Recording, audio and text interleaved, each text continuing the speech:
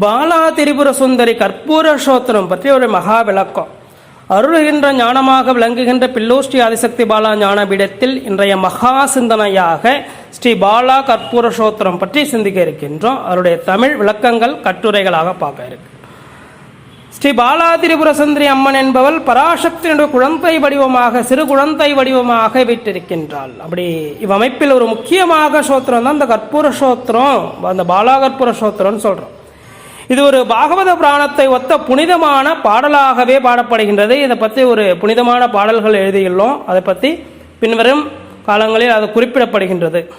இது ஒரு பாகவத புராணத்தை ஒத்த பாடலாகவே கருதப்படுகின்றது. இந்த பாலாசோத்திர அம்மனுடைய அழகு, சக்தி, கருணை, ஆனந்தம் மற்றும் ஞான சக்தியை அனுபவிக்கக்கூடிய பூரணமான, பிரபஞ்சத்தில் இருக்கக்கூடிய எல்லா சக்திகளையும் அனுபவிக்கக்கூடியது இந்த கற்பூர புராணம்னு சொல்கிறோம். கற்பூர சோத்திரம் புனிதமான மந்திரமாகவும் விளங்கப்படுகின்றது. இதே சொல்கிறோம் கற்பூர சோத்திரம். அந்த கற்பூரம்னா சொல்லுவோம் தூய்மையானது. அது கற்பூரம் எப்படின்னா, ஒரு பொருள் என்பது மற்றொரு பொருளாக மாறாமல் அப்படியே ஆவியாக மாறக்கூடியது. அதாவது திடப்பொருள் என்பது ஆவியாக மாறவும் இருக்கும். ஒரு திடப்பொருள் தன்னை உருக்கி கொண்டு ஆவியாக மாறும்.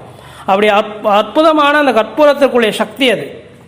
அப்படி தூய்மையை குறிக்கின்றது. பாலாதேவியினுடைய நறுமண தோற்றம் கற்பூரத்தை ஒத்தது.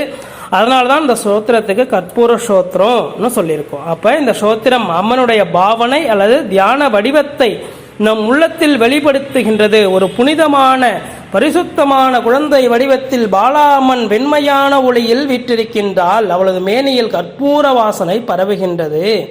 அவளது மேனியில் கம்பீரமான ஒளியை பிரதிபலிக்கின்றது. அவளது தோற்றம் ஒரு தெய்வீக சாந்தியாகவும் நமக்குள் நிலையாகவும் ஆனந்தமாகவும் தெரிகின்றது.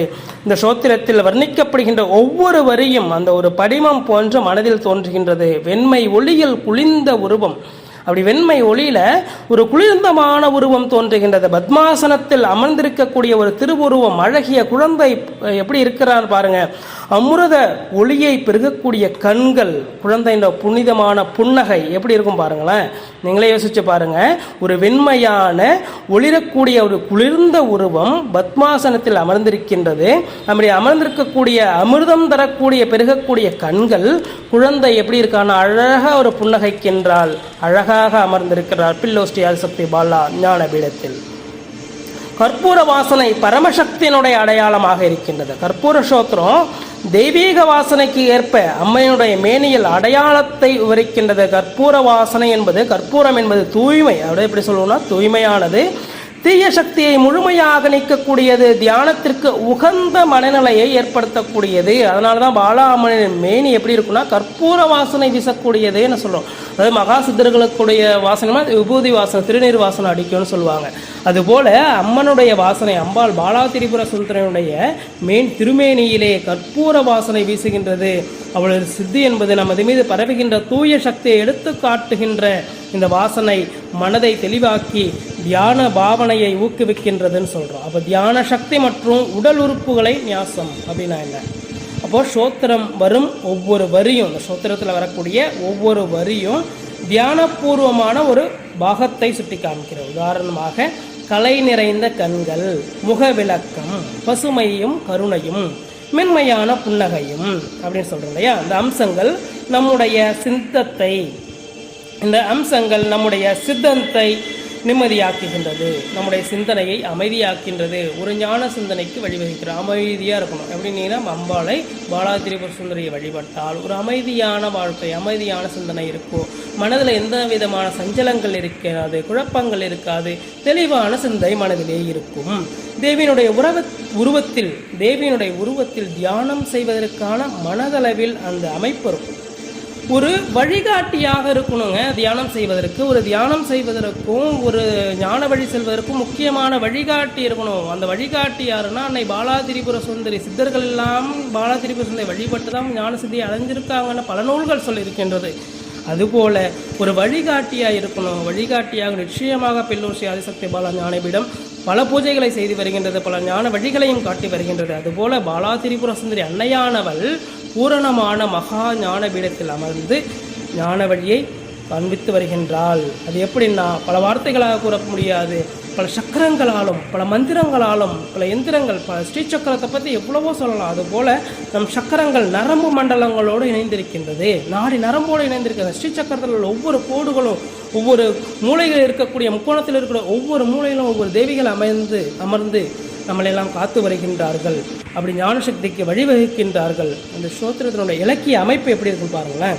ஒரு கவிதை ஒத்த பாகவத பாணிகள் அமைந்திருக்கு, உவமை இருக்குது, உருவங்கள் இருக்குது. இந்த சிநேகித கலை சொற்கள்லாம் அப்படி பிரமாதமாக அமைச்சிருக்காங்க. இந்த கற்பூர ஸ்தோத்திரத்தில் பரிபூரணமான மன அமைதி இருக்குது. படிச்சோன்னா நிச்சயமாக பரிபூர்ணமான மன அமைதி இருக்குது. ஒரு மகா ஸ்ரீவித்யா உபாசகர்கள் நிச்சயமாக அந்த ஸ்தோத்திரத்தை கற்பூர ஸ்தோத்திரம் சொல்லுவோம். இதை நிச்சயமாக ஸ்ரீவித்யா உபாசகர்கள் வாசிக்க வேண்டும். இந்த ஆன்மீக பயன்கள், இதனால் என்ன பயன் கண்டிப்பாக எல்லாருமே கேட்பாங்க. சரி, ஒரு நம்ம ஸ்தோத்திரம் வாசிக்கிறோம், ஒரு மந்திரம் சொல்கிறோம், அதனால் என்ன பயன் இருக்கும், என்னுடைய வாழ்க்கையில் எப்படி இருக்கும், அதுதான் முக்கியமாக கேட்பாங்க. அதுபோல் மனதில் சாந்தி நிலை இருக்கும், தியான பாவனைகள் உருவாகும், தீய எண்ணங்கள் அகலும், குழந்தை வடிவ தேவியினுடைய பாசத்தினால மனதில் ஒரு நிச்சயமாக ஒரு அமைதியான சூழல் உண்டாகும். அந்த ஒரு இருள் விலகுன்னு சொல்கிறாங்க. மனசில் எப்படி இருக்கும்னாக்கா ஒரு இருள் சூழ்ந்த அமைப்பு இருக்கும். அந்த இருள் சூழ்ந்த நிலை இருக்கும். அந்த இருள் சூழ்ந்த நிலை நிச்சயமாக அகன்று ஒரு ஞான ஒளி உண்டாகும். அதுவே இந்த காலை நேரத்தில் ஒரு தியானம் பண்ணணும்னு வச்சுங்களேன். காலை நேரத்தில் அன்னை பாலாதிரி சுந்தரி நிச்சயமாக நீங்கள் தியானம் பண்ணி பாருங்களேன். நிச்சயமாக உங்களை வாழ்க்கையுடைய முக்கியமாக மாற்றத்தை காணுவீங்க. ஏன்னா ஒவ்வொரு வழிகாட்டியும் ஒவ்வொரு படியும் எடுத்து வைக்கக்கூடியவள் ஒரு சிறு குழந்தை தான். நிச்சயமாக நீங்கள் சொல்லுவீங்க, எல்லாருமே நம்ம வீட்டில் எல்லாரும் குழந்தை இருக்கும். அப்போ அந்த குழந்தைய நம்ம என்ன யோசிப்போம்னாக்க அவள் நிச்சயமாக ஒவ்வொரு படியும் இது அப்படி பண்ணுங்க அப்படி பண்ணுங்கன்னு சின்ன ஒரு அந்த செய்கையிலே காமிச்சு கொடுப்பா. அதாவது பேச மாட்டாங்க. குழந்தை பொதுவாக ஒரு நாட்கள் ஒரு குறிப்பிட்ட காலம் வரைக்கும் அந்த மழலை சொற்கள் சொல்லுவாங்க. அந்த மழலை சொற்களில் பேசுவாங்க. அதுக்கப்புறம் தமிழ் மொழியிலையும் அவங்கவுங்க மொழியில் பேச ஆரம்பிப்பாங்கன்னு வச்சுக்கோங்களேன். அப்போ குழந்தை பேச ஆரம்பிக்கும் பொழுதும் குழந்தையுடைய செயல்களும் பிறருக்கு வழிகாட்டியாக இருக்கும். அதுபோல் அன்னை பாலா திரிபுர சுந்தரியானவள் தங்களுக்கு வழிகாட்டியாக இருக்கின்றார். ஸ்ரீவித்யா உபாசனையில் இந்த பாலா ஸ்தோத்திரம் முக்கியமாக இருக்கின்றது. இந்த ஸ்ரீசக்தியை உணர பிரபஞ்சத்தில் ஒன்றி அமையாமையாக இருக்கக்கூடிய வாழ வழிகாட்டியாக ஆன்மீக நடை. அதில் மூலமந்திரம், கவசம், ஸ்தோத்திரம், தியான யந்திரம் அனைத்தையும் அடிப்படையாக கொண்ட இந்த கற்பூர ஸ்தோத்திரத்தை உபாசனை பண்ணுறோம். அது நிச்சயமாக நீங்கள் கேட்டு வழிபாடு செய்யுங்கள், தியானம் பண்ணுங்கள். இந்த நவாதாட்சி பஞ்சதாட்சி மந்திரமும் இதில் அமைந்திருக்குது. அதை பற்றின முழு விவரங்களும் எங்களுடைய மகாபீரம் தொடர்ந்து உபாசித்து வருகின்றது. இந்த பாலா கற்பூர ஸ்தோத்திரங்கிறது வெறும் துதிப்பாடலாக எண்ணாமல் ஒரு பால பரசூரமாக எண்ணி நிச்சயமாக தியானம் பண்ணுங்க. இந்த மகா ஞான பீடத்தை பில்லூர் ஸ்ரீ ஆதிசக்தி பாலா ஞான பீடத்தை அடக்கி நீங்கள் தொடர்புகளாக நன்றினார்.